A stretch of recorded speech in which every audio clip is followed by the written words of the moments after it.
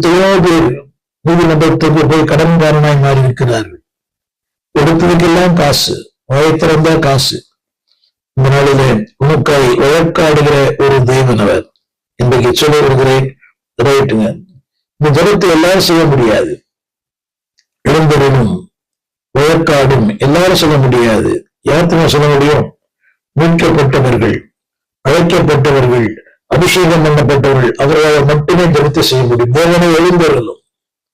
விஜயத்தில் நினைக்கிறேன், ஒரு பாடு, ஒரு கஷ்டம், உங்கள் பிள்ளை எழுப்பும் போது நீங்க எழுந்து கொள்ளுகிற அந்த நிலை வேறு, அடுத்தவர்கள் எழுப்பும் போது எழுந்து கொள்ளுகிற நிலை வேறு.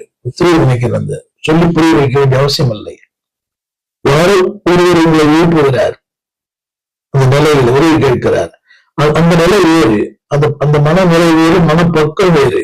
ஆனால் உங்கள் பிள்ளை உங்களை எழுப்பும் போது, கதறும் போது, அழும் போது, அதை கூப்பிடும் போது உங்களுடைய நிலைகளே வேறு.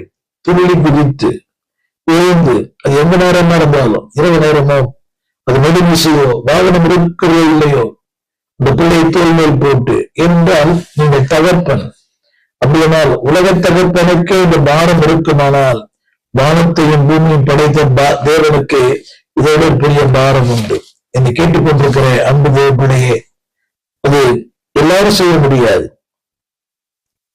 எல்லாரும் செய்ய முடியாது. அந்த உறவு, தேவனோட அந்த பாரம், தேவனோட அந்த நெருக்கம். திரும்ப சொல்லுகிறேன், இந்த வசனத்தினுடைய இன்னொரு பாரம் என்னவென்றால், ஆசாரியனுடைய ஜெபம், அதாவது தேவ ராஜ்யத்தை குறித்த பாரம். சிறுமையானவர்கள், எளிமையானவர்கள், உண்மை உள்ளவர்கள், துன்மார்க்கர், வீழ்வுக்காரர் அப்படின்னு அவருக்கு தேவ ராஜ்யத்தை குறித்த ஒரு பாரம். இரண்டாம் சொல்லுகிறேன், தேவ ஜனத்தை குறித்த ஒரு பாரம். என் ஜனம் அழிகிறது, எரிமா சொன்னது போல என் தலை தண்ணீரும் என் கண்கள் கண்ணீருமாய். இன்றைக்கு ஜனங்களுக்கு அந்த தேவ ராஜ்யத்தை குறித்த பாரமே இல்லை. ஏதோ மனம் திரும்பி விட்டோம், சிறைக்கு போறோம், ரட்சிக்கப்பட்டோம், அல்லேலூயா, ஆமென். அதுதான் என்னை கேட்டுக்கொண்டு போல ஒரு நேரம் சொல்லுங்க, தேவனே எழுந்தருளும், இந்த தேசத்திற்காய் வழக்காடும். இன்னைக்கு நாம வழக்காட முடியாது.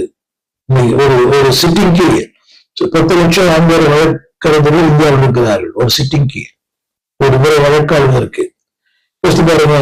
ஆனா வெற்றியோ தோல்வி அது அடுத்த விஷயம். ஆனா தேவன் உங்களுக்கு இலவசமான சட்ட உதவி பண்ணுகிற அவர்தான்.